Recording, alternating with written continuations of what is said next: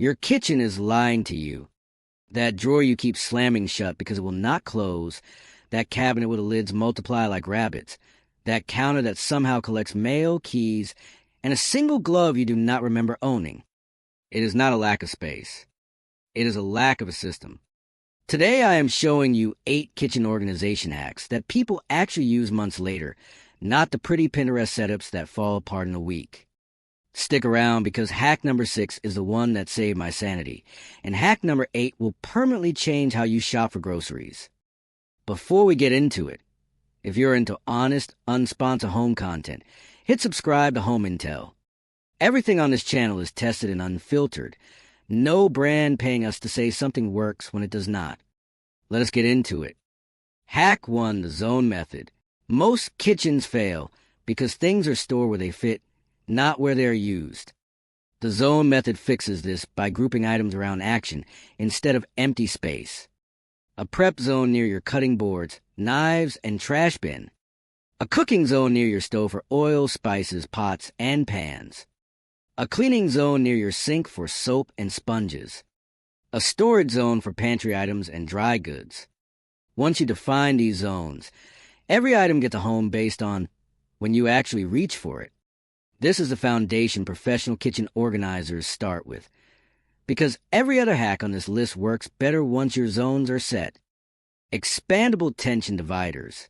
Generic flat drawer dividers look great in photos and terrible in real drawers because most kitchen drawers are not standard sizes. The fix is expandable tension dividers, the kind with a spring-loaded mechanism that locks into place and holds a custom width permanently instead of sliding around every time you open the drawer. Use them for utensils first, then move to a second set for kitchen tools like peelers, openers, and measuring spoons. The difference between a drawer that stays organized and one that reverts to chaos in 2 weeks almost always comes down to whether the dividers actually hold their shape. Multi-tier Lazy Susans in deep cabinets. Lazy Susans get all the attention for spices on the counter, but the real hack is using multi-tier turntables inside deep corner cabinets for cans, jars, and oils. Deep corner cabinets are the worst offenders for wasted space because things get pushed to the back and forgotten. A 2-tier Lazy Susan eliminates that dead space and turns it into fully accessible storage. Spin it, grab what you need, done. If your cabinet is tall enough, stack 2 on top of each other for double capacity without adding any new shelving. Purpose-sized clear containers. This one gets recommended constantly, but here is the honest part nobody tells you. Clear containers only work if you commit to refilling them. Otherwise, you end up with pretty containers on display and a separate stash of half-empty bags hiding behind them. The real hack is only decanting items you consistently buy in bulk and sizing container to match your actual monthly usage instead of grabbing an oversized one that makes small amounts look sparse. Label each one with a simple system, either a label maker or a wax pencil directly on the container, so you're not relying on memory for what is rice and what is quinoa. Vertical filing for baking sheets and cutting boards.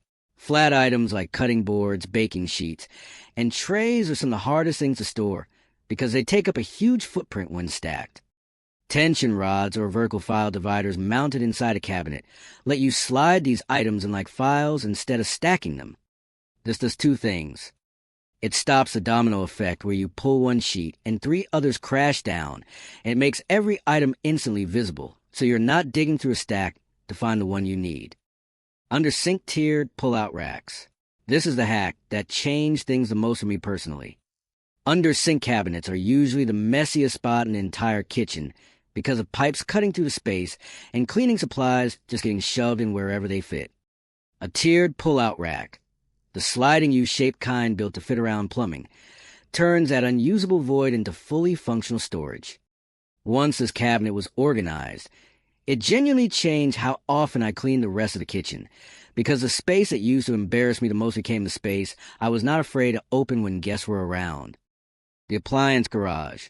If your counters are cluttered with a toaster, coffee maker, and blender that you use daily but hate looking at, an appliance garage solves this without making you give up convenience. It is a small cabinet or roll-up door built into your counter space that hides appliances when not in use, but keeps them plugged in and ready to go. If a full built-in garage is not in the budget, dedicate one lower cabinet near an outlet specifically as a pull-out appliance shelf. The goal is not to hide everything away in a drawer across the kitchen. It is to keep frequently used items close but out of sight. The high visibility inventory system. This is the one I promised you at the start, and it goes beyond just organizing what you already have. Instead of organizing your pantry once and letting it slowly slide back into chaos, you build a simple ongoing habit using a magnetic whiteboard on the pantry door or a quick note on your phone.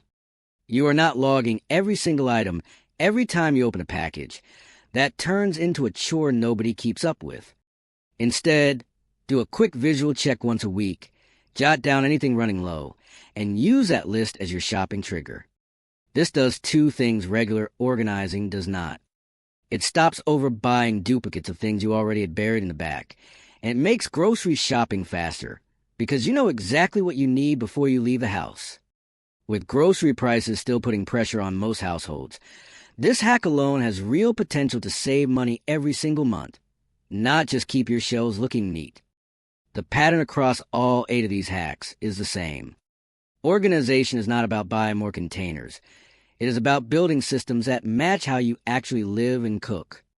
Start with just 1 or 2 zones this weekend, master them, then move to the next. Try and overhaul your entire kitchen in 1 weekend is usually why organizing projects fall apart within a month. That is 8 kitchen organization hacks that actually hold up long term. If this helped you see your kitchen differently, subscribe to Home Intel for more honest, unsponsored home content every week. Let me know in the comments which hack you are trying first, and I will see you in the next one.